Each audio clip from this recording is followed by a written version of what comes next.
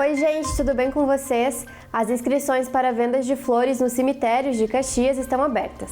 Os interessados devem fazer o cadastro até o dia 18 de outubro. Para inscrição é necessário apresentar à Secretaria Municipal do Urbanismo um comprovante de residência na cidade e documento de identidade com foto.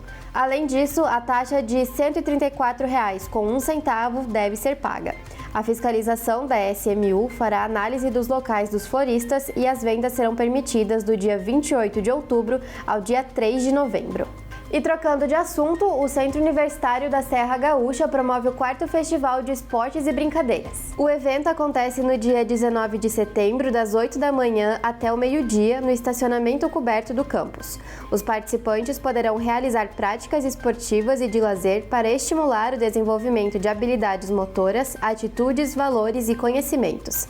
Entre as atividades oferecidas estarão brinquedos infláveis infantis, voleibol, badminton, fute-mesa, peteca e muitos outros. O evento é gratuito e aberto a toda a comunidade. E faltam 10 dias para o segundo turno das eleições, então fica ligado nas informações que a gente tem para te passar. O governo do estado decretou passe livre nos transportes públicos intermunicipais no dia das eleições, que acontecem em 27 de outubro, devido ao segundo turno.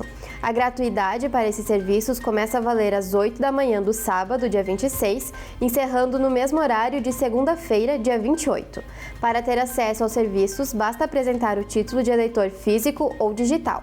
Para conferir mais informações, você pode acessar o QR Code que aparece na tela. O benefício também foi ofertado no primeiro turno. Para os eleitores que não sabiam da oportunidade e acabaram comprando a passagem para se deslocarem aos locais de votação, podem pedir o ressarcimento do valor pelo DAIR.